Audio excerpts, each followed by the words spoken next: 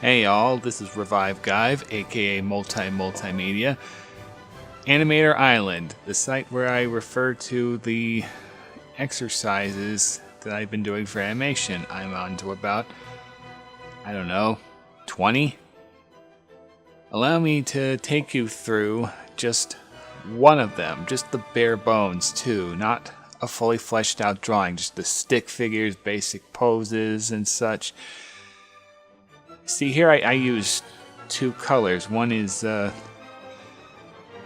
it's kind of transparent, very bright, so it will stand out. I want the two colors to stand out for each other. First, I gotta have a background. The challenge is reaching for a shelf overhead, and for these exercises, I keep getting inclined to draw a cat, even a cat on a pogo stick. So here I'm just doing the very basic poses. I'm doing. Usually, I start by drawing the first and last poses, and then do things in between. But I wanted to try the other way, sort of get the key poses, but just in a 1, 2, 3, 4 order. Supposedly, just doing all the frames in this manner will make it more flowy. Okay, yeah. For each keyframe, I add 2 frames, because every arc, apparently, has to have at least 2 in-betweens. So this is where I begin to get a grasp of how to handle the timing. Yeah, if I didn't mention already, the exercise is reaching for a shelf overhead.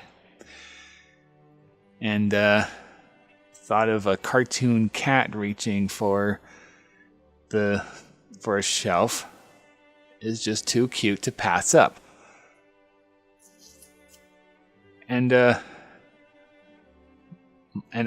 might I add, I am not using any. I did not pre-design this character. I'm making up this design as I go along, which is barely even a design right now because again, I'm just getting the bare bones.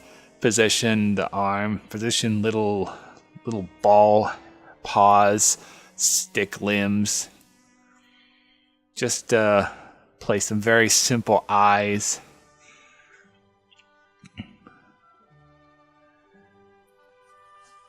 Now, let's see. How else can I stretch out the time? Oh, okay.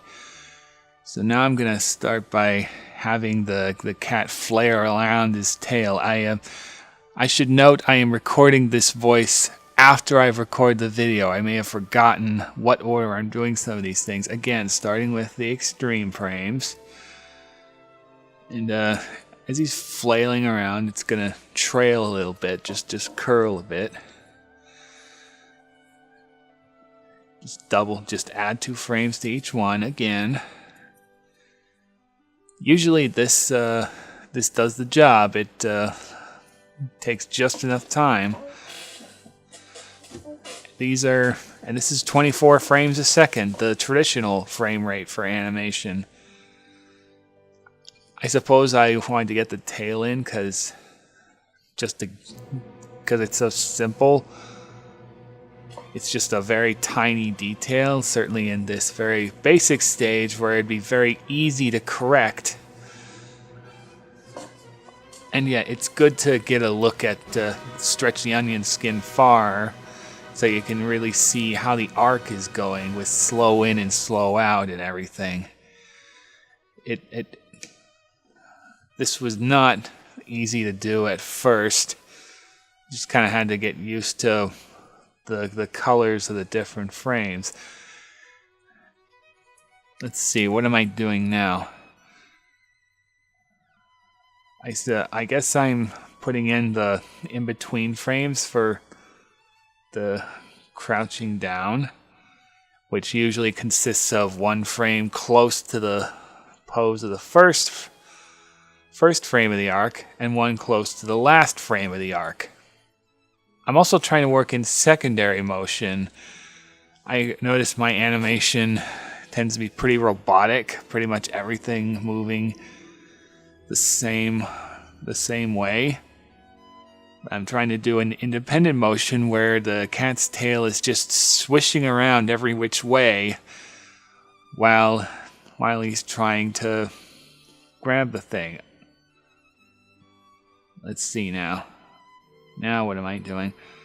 Okay, I think I'm trying to get a more slow motion by doubling each frame.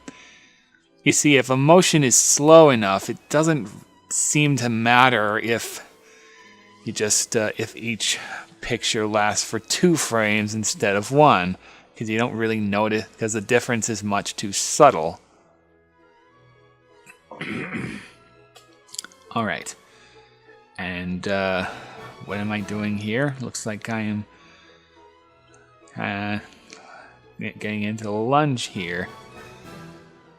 Of course, faster movements are easier. Fewer drawings to make.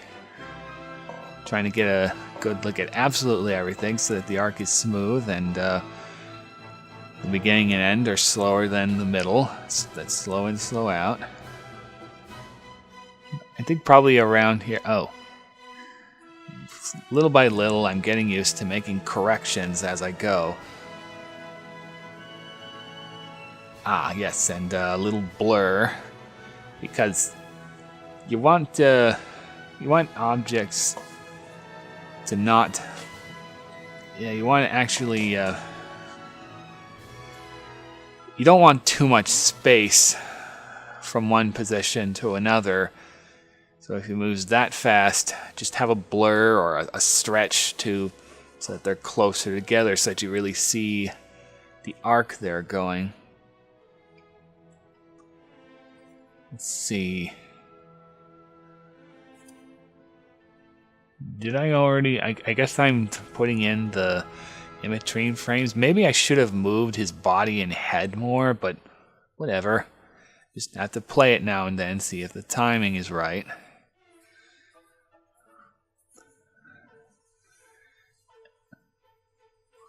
All right. Again, it's just ovals and sticks. Very easy to correct. I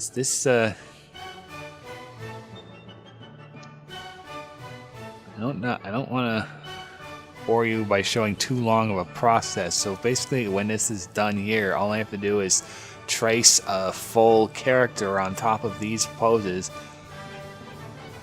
And it looks like for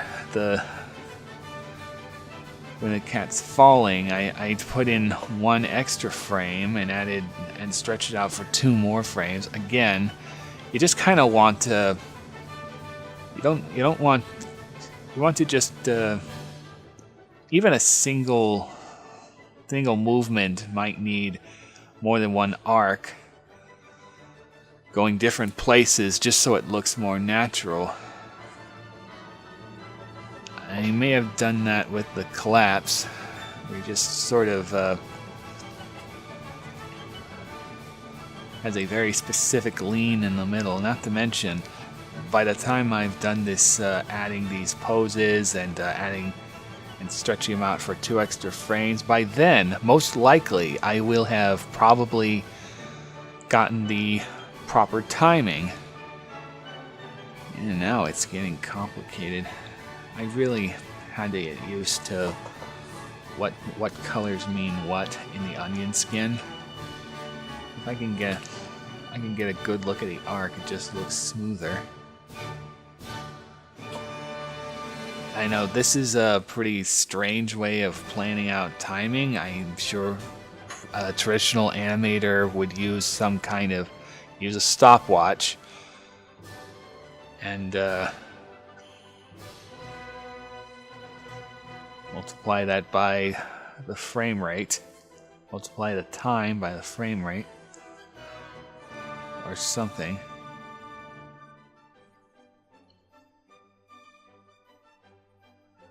Let's see. It looks like I'm in... Oh, more corrections. After all, the cat is facing us, so he's not going to fall down in a circle. It's moving... Oh. Now, I also sped up this thing. so that it drags less. So of course the animation currently looks too fast right now. It looks like we're almost done here. Once he hits the ground, just slumps down, and that's it. They have a settle.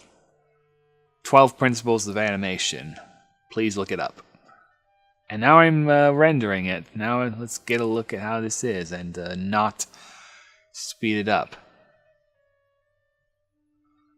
And there you go. I've only had so much practice, but I guess this looks cute at least. And again, no fleshed out character. And I can just trace a fleshed out character over the frames and just do it in linear order, not start with the extremes or any of that. It seemed to work well with that sneeze animation at the beginning. Well, it looks like we're out of time. I've talked a little too much. I hope you enjoyed this process, any of you animation enthusiasts. I hope there will be more completed projects. This is not how a start is usually done with animation. Some animators would have a story and do some really simplistic animation afterwards. Anyway, we'll just see how this turns out. Hit all the good buttons, and I'll see y'all next time. Bye-bye.